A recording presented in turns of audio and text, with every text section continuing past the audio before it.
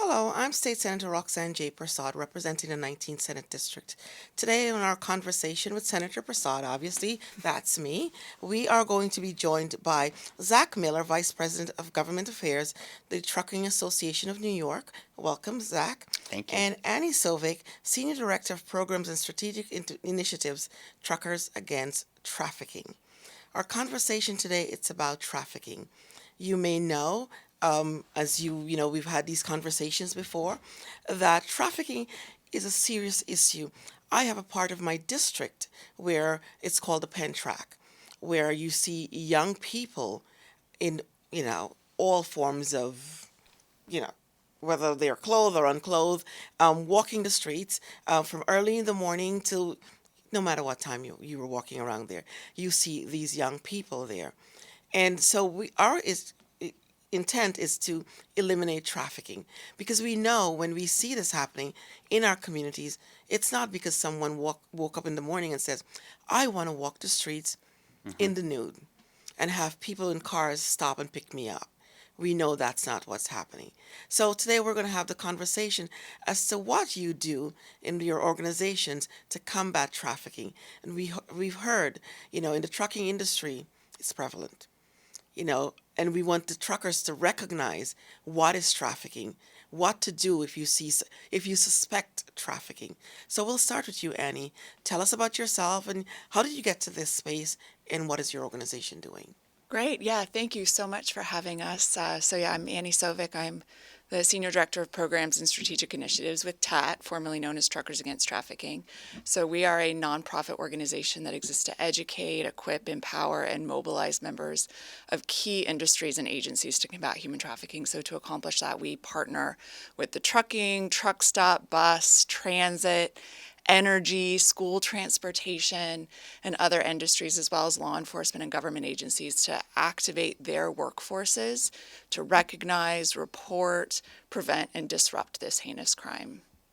Well, thank you for everything that you're doing. And Zach?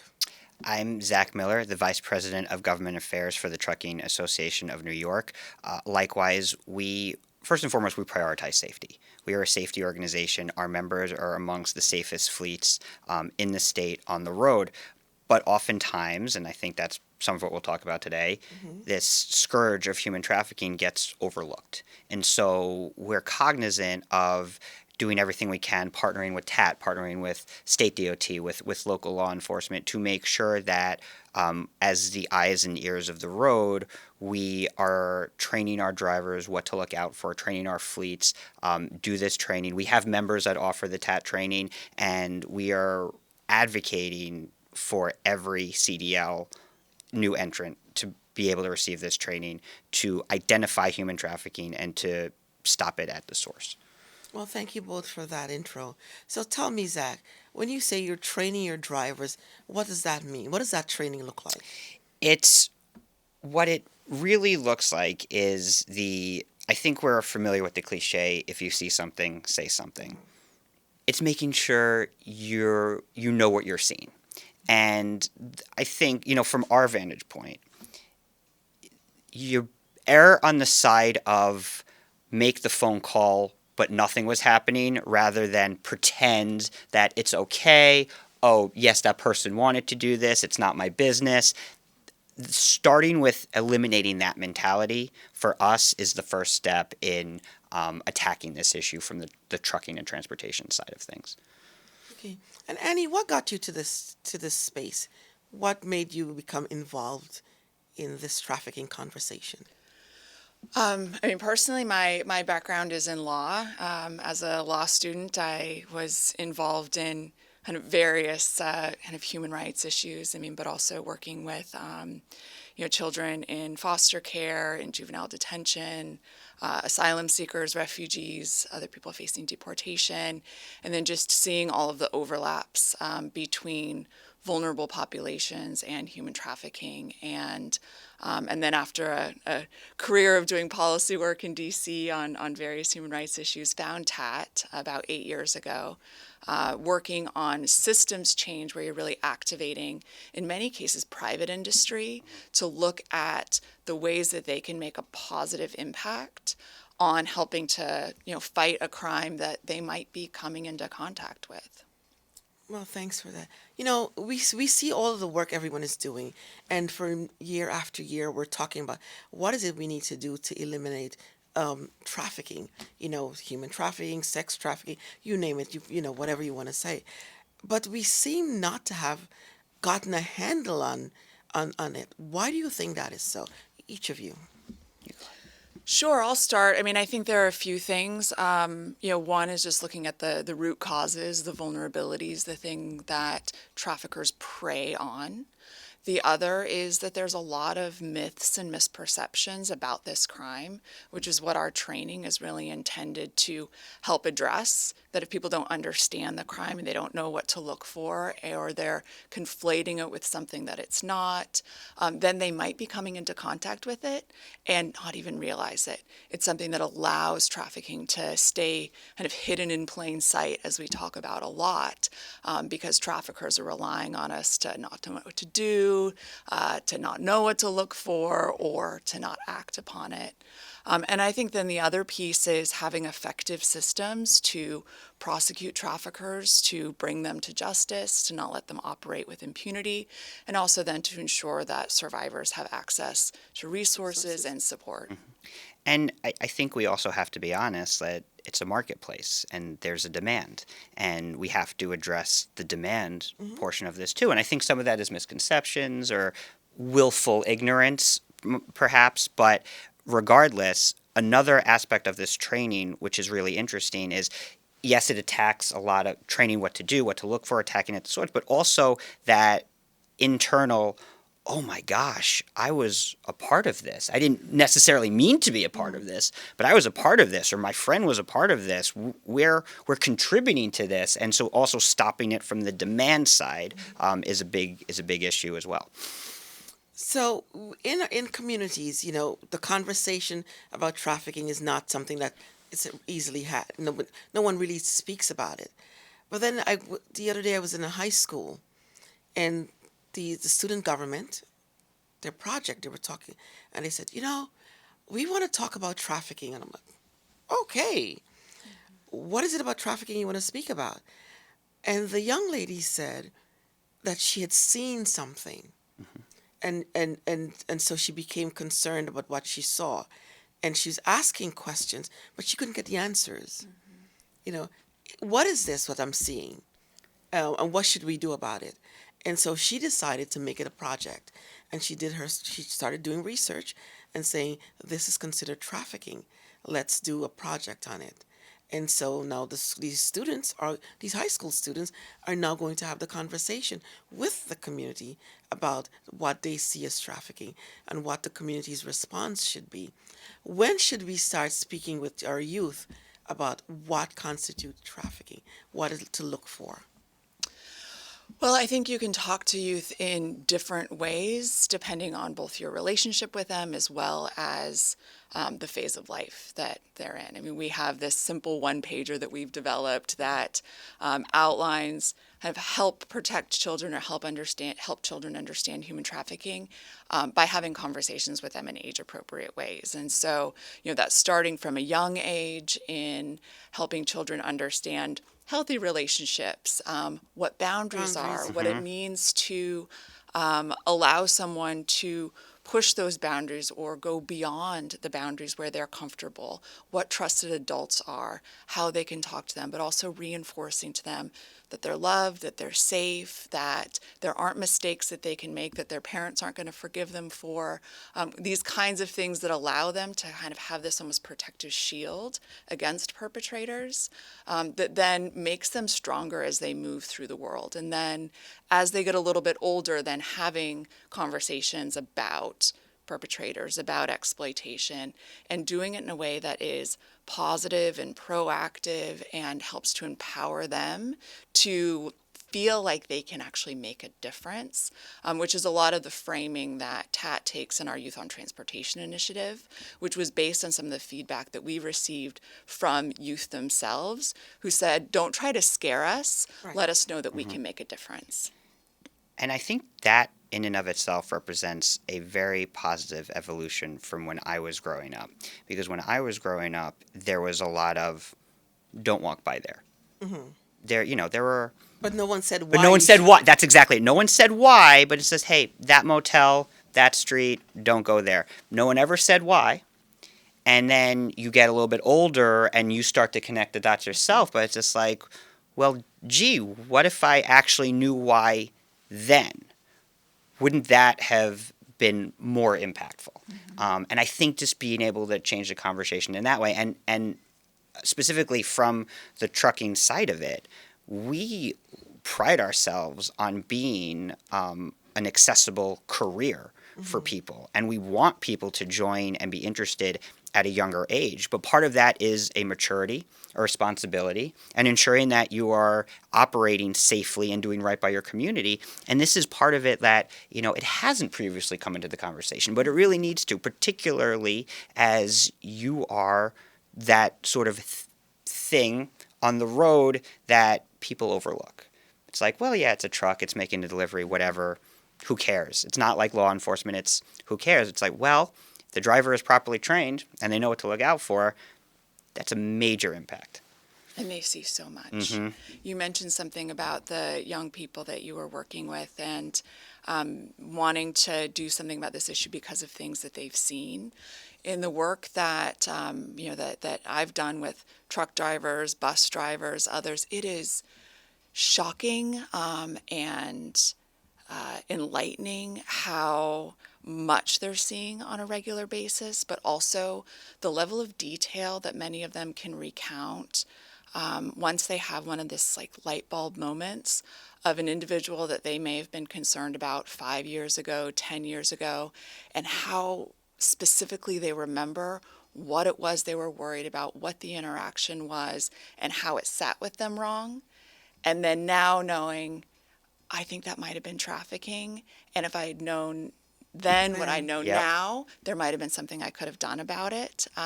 It's something that is always just so striking to me in those conversations. And again, how much they're seeing. you're seeing. The guilt is real. The guilt is absolutely real to have that recognition that you saw something and had the ability to do something about it and didn't. And a lot of it is because they didn't know, they didn't put together, Right. whatever it is, but that guilt stays with them. Yeah. Tell me, what are some of the prime locations that you see for trafficking? It's ripe for trafficking. You're in the trucking industry, so where are you seeing? I'm not sure if you saw the report I think at the end of last year, where a news reporter has been going through the tri-state area, especially the hotels, and Yes. looking for the signage that's supposed to be there, that's not there.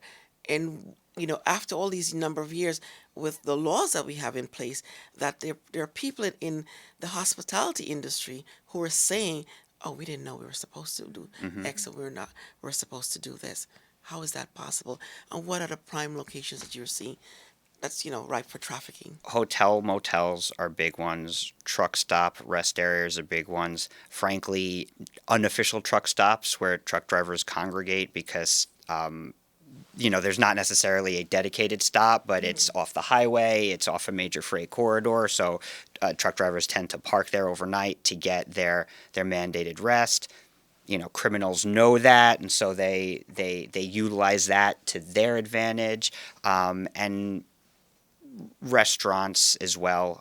We do see a lot of that. Again, particularly your places that are open a little bit later at night that service, a people there who are there for work. They have different hours. Those are really locations that we're noticing. And then that's sort of nationwide. New York City, I think also specifically, there are just active streets. Streets that there's late night activity. They might look like during the day, they might look like very busy commercial corridors. And at night, I think, sadly, there's a different market. And that's also prevalent down in the five boroughs. Hence the pen track. Exactly. Yeah, and in intersections with the transportation industry, we're also seeing, where traffickers keep their victims on the move And so they're stopping at truck stops and gas stations, and not necessarily in those moments where they're attempting to, say, sell their victims for sex, but they're passing through and they're having interactions with the employees at those truck stops, potentially with those truck drivers. There might be opportunities to reach victims with information kind of in those bathrooms, or, if an individual is informed about human trafficking and has an interaction with a potential victim, asks them simple questions, are you okay? Do you need help? Those might be moments where they might be ready to accept that help and want intervention. And that can be happening along kind of those different transportation corridors. And then we've also seen, and this happens at truck stops, at bus stations, larger transportation hubs, that when victims are ready to get out, when they're trying to exit their situation, when they've escaped their trafficker, they may not have a phone, they may not have identification, they may not have any money, and they may end up at these transportation hubs seeking assistance. And in those moments, in interaction with someone who is kind, knowledgeable, trained, and knows how to help them access resources might be the difference between them getting out that day or them being lured back in that day. Yeah, there's a story that Tat says about how at truck stops, for the trucks that have the Tat decal on them, that people know that and are able to, knock on the door and get help from the truck driver, which is amazing in and of itself. And even something simple like, hey, you come into the cab, you have your privacy, you can use my phone to do what you need to do. I'm going to wait outside so that you have that safe space, that comfort space, and when you need me, just come right back out, and I'm here for you. It seems so small, but it makes all the difference in the world. You're in the trucking industry, but someone said to me not too long ago, they say an average person is not buying a Sprinter van. Those. They're like, when you see a Sprinter van and you just see it driving around, just watch it. Be careful, because an average person is not buying a Sprinter van. Is that so? It is. It's interesting. The short answer is yes. A Sprinter van is one of the great pieces of equipment for last mile urban freight. Right. But we are a very regulated industry. You must have commercial plates. You must have a DOT license. You must be servicing, the distribution of freight, not necessarily joyriding a van through New York City. And so, when you see something like a Sprinter, one of the things I think you could look out for is this a clean vehicle? Is this vehicle seem to be loaded with freight? Do they have a proper DOT number? Does it look like this driver is really actively engaged in delivery, or is there something else going on there? I think it's a really interesting thing for people to start spotting of, hey, what is the operational use for this? Who's operating it? And is there something going on here that maybe shouldn't be going on? Right, so look at behavior. Look at what's going on around the vehicle. I mean, we had a case, this was several years ago at this point, actually happened in Virginia, and it involved an RV. And but it wasn't the RV itself that was the problem. It was what the truck driver had noticed was going on in and around the RV, including seeing a young woman kind of put her face up to the window and then have it yanked back pretty violently, and then seeing kind of people coming in and out of that RV, which then prompted him to make a phone call to report what he was seeing. State police came out, ended up arresting a man and a woman trafficker, helping connect a young woman to services. They were prosecuted and are now serving 40 and 41-year sentences for sex trafficking, torturing, and really abusing in really, really horrific ways this young woman. Wow. I think there's a myth also when you said that a man and a woman who were arrested. There's a myth that it's only men who are doing these things, who are trafficking people. But that's not so. Can you speak to that?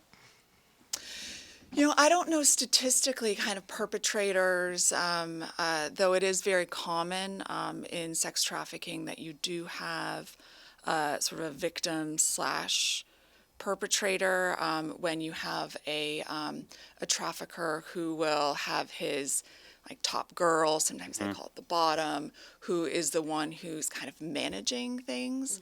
But she started off as a victim, and in many cases, this trafficker might be, putting things in her name, might be setting up bank accounts, with her social security address, pinning a lot of stuff on her in order to secure and protect himself. But so you do see kind of different gender dynamics at play there. But also, another myth or misperception that's important to keep in mind is that boys can be victims of sex trafficking as well. It might be overwhelmingly female, but it's not entirely female. Well, these criminals know what buttons to push. They know what vulnerabilities people have and how to manipulate them and capture them into doing this. And so we have a lot of vulnerable youth, especially, not exclusively, but especially of both genders. And, these criminals know exactly what buttons to push to trigger them. And if sometimes that's involving a female to lure them, they're going to do that. And that's why it's why the training is so important, because even the best intended person is going to come in with some misconceptions and make mistakes because of that. You talk about a training. How long is the training, and how often are they refresher courses? So TAT offers a series of training videos. They're all documentary style. They include interviews with survivors, law enforcement, industry representatives. We try to make them as niche specific as possible for the industry that they're intended for, to really help people understand the ways they might be encountering human trafficking. The videos that we offer, they're all between 15 and 25 minutes each. The video for the trucking industry, I think it's 22 minutes. We recommend an annual basis. We are developing some new refresh training resources to keep the information kind of more interesting, to engage drivers in different ways, but also to share with drivers the story of some of these everyday heroes who have taken steps and taken action. So the new set of videos that we have coming out later this year will feature some of the actual drivers who have made calls or helped to provide assistance to trafficking survivors and help them access resources or assist in an ongoing investigation. I went through the 22-minute training. I did this about 8 or 10 years ago. It still resonates with me. And I agree, the refreshers are really, really important. You will never forget what you experience just in that 22-minute training. It will stay with you for the rest of your life. Okay. So your drivers, do they have a card that, so they suspect something that they can give to someone if the person is not interested in talking to them? They're like, here's a card. What do they have, something that they can pass out? Some do. Some drivers they have a card, or they're able to write down their information. Sometimes I know it happens where they'll give a bottle of water or buy something to say, hey, are you okay? Do you need me to help you? I will say that one of the reasons why the training itself is so important is to make the tools a little bit more uniform. So it's not as ad hoc as, oh, okay, I see something. Suspect it's wrong. I'm going to try to engage this person. Maybe I'll call law enforcement, but making sure that it is uniform. And another part of this training that you see and going through the TAP program is, sadly, often it takes multiple attempts to free a person from the cycle. And so at that initial point of contact, you might not help on that particular day, but you will at least start the process of saving them, and get them on that right pathway. And I know that's difficult for many truck drivers to hear, because they really do want to do the right thing and be the good person. But there's a lot that they're up against, and those small gestures, doing the right thing when you see it, that has that impact down the line. So your truckers, so they've seen something and they're leaving that site. Do they relay messages to the other truckers, say, be on the lookout? How does that work? They do. And so on the positive end, they will relay something to try to be helpful. Going back to there's a demand for this. On the negative end, sometimes bad things are relayed. And sometimes it's saying, hey, if you're looking for something, it's here. That's a part of what we're trying to fight as well. And I think on that front, we've made some really good progress, but it's still there. And now we're fighting with social media. It's an ever uphill battle. And so our opinion of this is if we can get this training into the hands of people as they are first entering the industry, we will start with good habits. And we won't necessarily, again, it's going to take some time, but I think quickly we could stop oh, hey, you might want to check this out. You might want to check this out.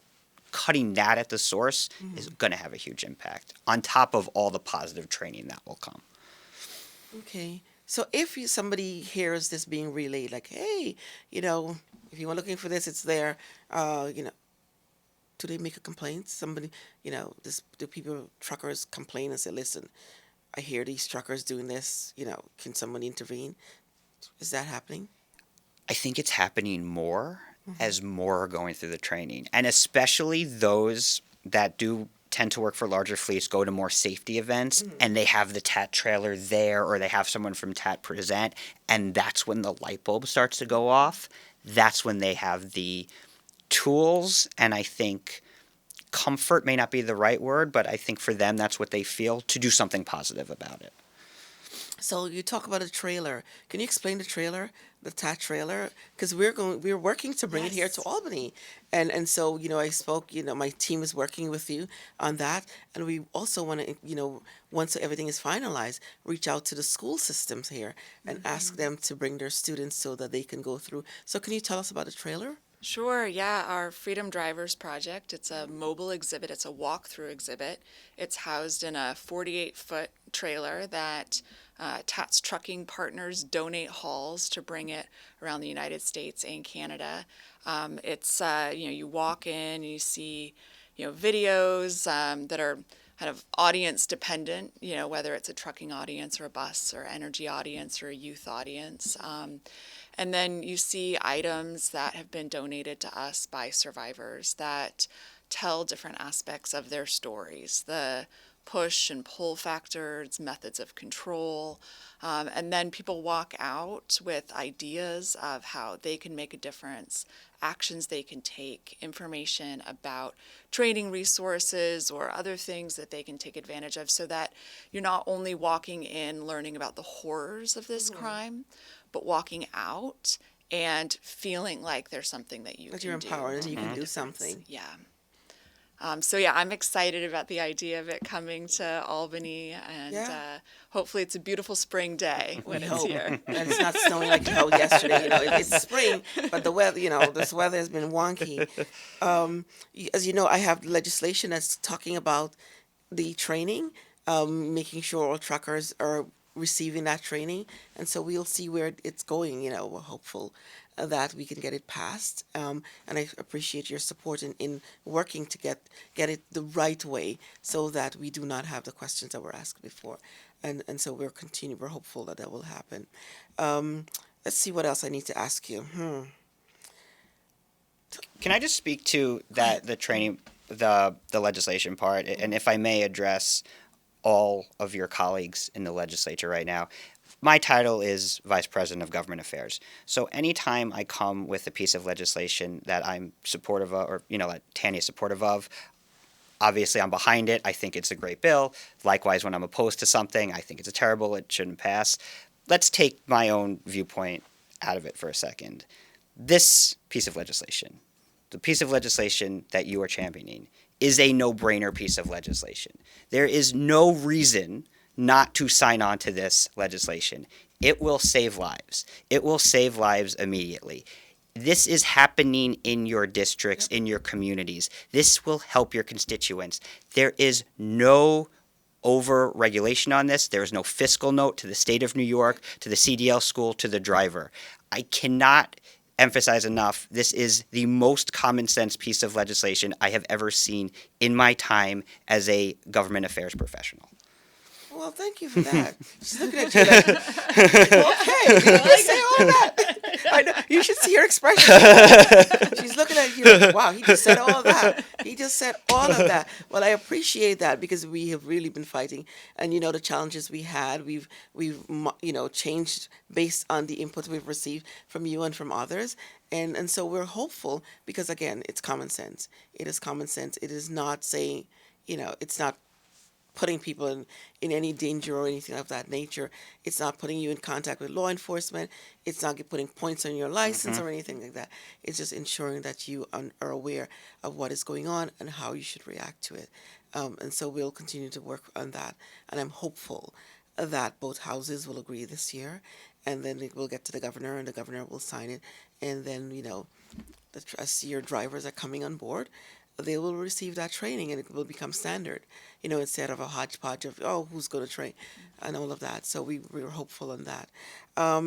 Before we wrap up, I want to, let's see if there's anything else I should ask you. Is there anything else you just want to tell about the trafficking industry and how it intersects with the trucking industry and, what you're hopeful of gaining by the end of this year, anything of that nature?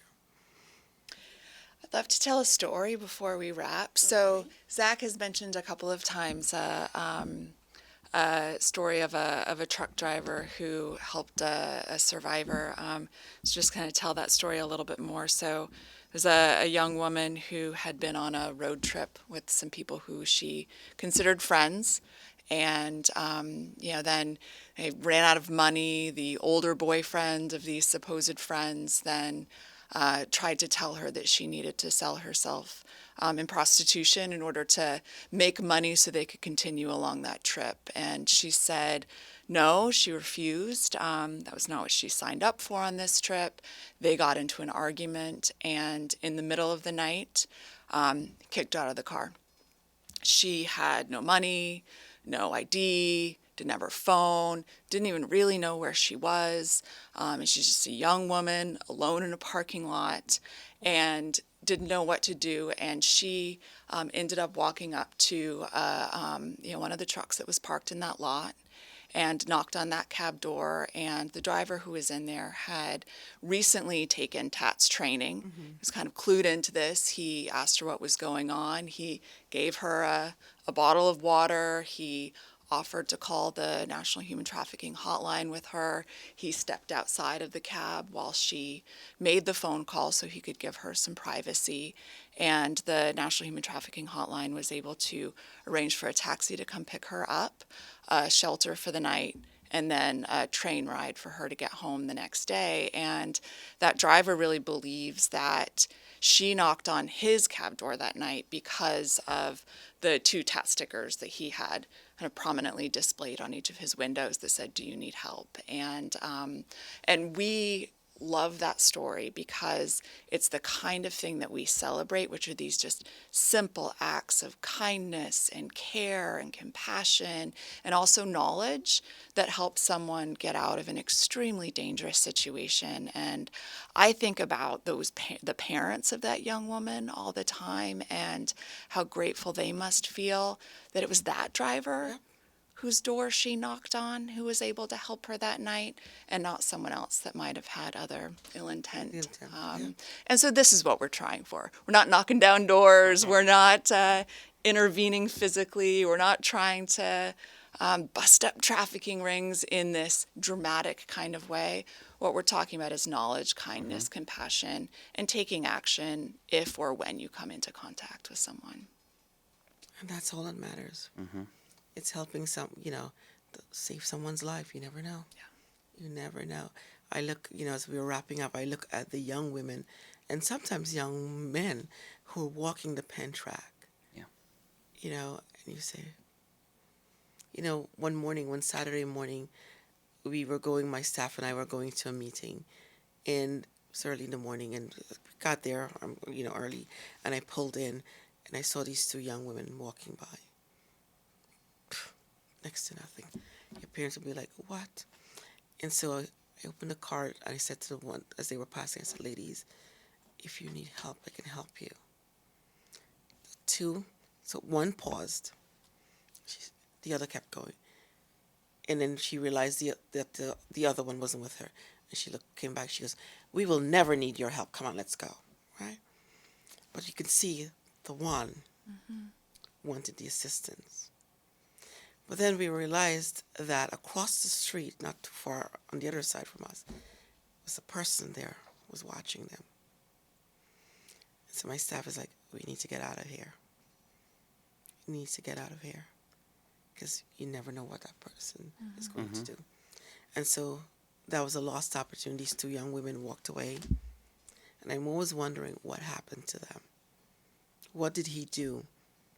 How did he question them? Did he say, what did she tell you? Do you know who she is? You know, all of these things. We went into our meeting, came back out.